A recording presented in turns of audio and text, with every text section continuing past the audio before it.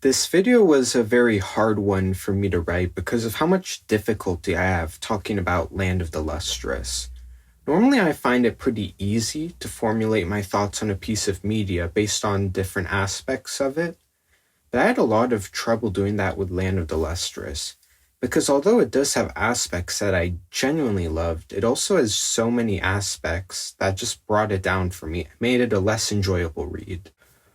I liked it the first time I read it, but when I chose to revisit it, I found myself gradually liking the manga less and less, and I'm not even sure I can say I liked it or not. But I'm going to do my best to discuss both what I really enjoyed about this manga, and also what it did that let me down.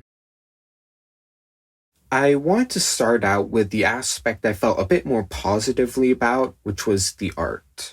Early on, it was a bit hard to tell what was happening in some panels, and I could not tell some of the gems apart. But as the manga went on, I saw these problems less and less. And overall, I thought it was very well illustrated. There's great attention to detail, and there's so many landscapes we see in the series that are beautifully drawn. There are also many panels throughout the manga that have stuck in my head long after I've read them, and that I feel is a sign of really great art. I can't think of a cast I feel more mixed about than the cast of Land of the Lustrous, because on one hand it has some truly great characters that make the series much more interesting, but on the other hand it has so many characters which are extremely two-dimensional and made any scenes with them very boring to read. My favorite character of this manga was by far Foss. From the start of the manga I found them very endearing, but they also had some really great character development as the manga goes on, to the point that they're barely recognizable from their former self. But the reasons why they're like this make complete sense and are depicted pretty well. I also found Acmea to be a very compelling antagonist. They're always really intriguing to watch, and seeing their plan for making Foss into a human come into fruition was such a great twist, and his character made much more sense after that. And there are some other characters in the manga that I really enjoyed, such as Sensei or Cicada. But as far as the rest of the cast goes, I have very little positive things to say about them. And most of my criticisms for the cast I feel towards the gems. There are some that I like, such as Rutile, Cinnabar, and Yellow Diamond. And they had some interesting character development, but feels like we've only gotten a small bit of it, and at least for me, it wasn't enough to feel invested in their characters, but I imagine they'll be expanded more once the manga comes back from hiatus. As for the other gems, I found them to be very boring. Most of them only seem to have one character trait or quirk. Their entire personality is based around that. I legit forget some of these characters exist due to how bland I find them. I understand that a series doesn't need its entire cast to be as complex as their main character. So many of my favorite series are massively carried by the development of their main characters, such as Parasite or Tokyo Ghoul, so that I didn't mind the rest of the cast being weak in comparison, but even then, most of these characters in the series were still interesting or likable. But with Land of the Lustrous, I found myself either disliking the gems or just hating them. And when so much of the manga focuses on said gems, it made reading the manga really frustrating and really boring at times. I see that many people like these less important gems, and that's fine. I just found they really decreased my personal enjoyment of the manga. I found myself to feel very mixed about this manga's story. It does have some genuinely great moments that do live up to the hype, but between these great moments were so many other moments where I was just extremely bored. Due to the lack of investment I felt in many of the gems, there were so many scenes with them that I just wanted to be over quicker. I have nothing wrong with more slow-paced narratives with lots of dialogue, but I just thought Land of the Lustrous didn't do that very well. Whenever it focuses on conversations between characters I actually like, such as Foss or Acmea, they're always really entertaining and interesting, since I want to learn more about these characters and just find them really compelling. which is why I find the many other dialogue exchanges in this manga so boring, since I have no investment whatsoever in a lot of the characters, so I felt no interest watching them having a conversation, even when important information is being discussed by them. I also found that a lot of the plot twists felt underwhelming. For one thing, I didn't really find myself interested in the main setting, but so many of the reveals just felt a bit anticlimactic. This manga has many moments that are meant to subvert your expectations about what you thought was happening, such as when the manga made it seem like Foss lost important memories about Cinnabar, only for it to reveal that they were just in a daze and they remember them just fine. I feel like there's a lot of subversive moments like this in the manga that just made the world less interesting for me. I also found the action scenes to be really disappointing. The art itself was wonderful, but they just didn't feel like they had much tension or stakes, since I knew the characters could just be put back together and never really die. There were some fights which ended with significant consequences and have an effect on the characters' emotional state, such as Foss getting their head cut off.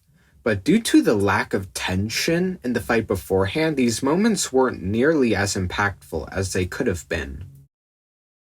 Although once Foss reached the moon, I found the plot to become a lot more compelling. I found the moon to be a really interesting setting, and I really like all the big reveals we get there. But I think that when the story is this short, it took way too long for me to start actually enjoying it. And even then, there's still a good amount of uninteresting scenes, like the ones I've mentioned. This is going to be the most subjective part of this video due to how subjective emotional impact is in media, but this manga never really left a significant impact on me. There were some scenes with Foss that did hit hard, but there were just as many scenes that felt like they were going for emotional impact but just didn't land for me. I also noticed from rereading certain scenes was how much some of them were carried by shock value for me. The first time I read scenes like Antarcticite getting captured by the Lunarians, I found it to be really impactful, but on reread I didn't really feel anything. Of course I felt bad for Foss, but as for what happened to Antarcticite themselves, I didn't care that much honestly. For one thing, Antarcticite comes back in the last chapter, so this didn't hit as hard, but also I realized how I don't actually care about Antarcticite, as the story didn't give me nearly enough time to feel invested in their character. And I wouldn't mind if this kind of moments happened occasionally, but after this, I realized how many of the few moments in this manga I really liked just became a bit less impactful for me. I feel that even if a truly great emotional scene isn't as impactful as it is on rewatch, it still should manage to have some impact on the viewer without the element of shock value. And I felt a good amount of scenes failed at that for me. Also, for some reason, I didn't really find myself resonating with the themes. It's strange because I've always really enjoyed existential themes in media, and I could tell what the author was going for here, but the way these themes were executed just didn't really impact me for some reason. Again, all of this is very subjective, but when emotional impact is one of the most important things I seek out of media, I was really disappointed when I couldn't get that out of this manga, which was clearly trying to go for that. I feel like the invasion arc deserves its own section, since I found it to be far better than anything that came before, and unlike the rest of the story, I found it to hit emotional notes pretty consistently. Seeing what Foss has become was genuinely unnerving. The fact that we've seen their journey from the start makes seeing them like this so gut-wrenching. The invasion on the school was very tense and at times unsettling, such as when the gems were getting broken to pieces and the confrontation between Diamond and Bortz. Despite not feeling too invested in these characters, these scenes still managed to be pretty unsettling and utilize this series' unique kind of body horror really well. And the confrontation between Foss and Cinnabar was very well illustrated and pretty sad. Since early in the series, it seemed like they would grow closer as the manga went on, but in reality, they only drifted further apart, leading to this fight between them. And the way this arc ended was just incredibly bleak. After all the suffering Foss has gone through, the last scene leaves us with the darkest outlook possible for their character. And honestly, I nearly cried reading it. It's really impressive how, despite not feeling emotionally invested in the story before this arc managed to actually leave an impact on me. I could make a whole new video talking about this one arc. There was so many great moments from start to finish, and most of my gripes with this story aren't really a problem here. I hope you now understand why I feel so mixed on this manga. I really want to like this manga just as much as everyone else was. And on paper, this should be exactly my kind of series. There are clearly some things about it that I loved, which makes it so disappointing that it also did so many things that I just did not enjoy. I find it to be a really mixed bag in terms of quality and just my personal enjoyment, which makes it really difficult to talk about for me. But after reading the latest arc, I'm actually looking forward to seeing where this series goes. And despite all my issues with the manga, this current arc has shown that this manga is capable of being something that I can genuinely enjoy. And I'm looking forward to when this series comes back from hiatus.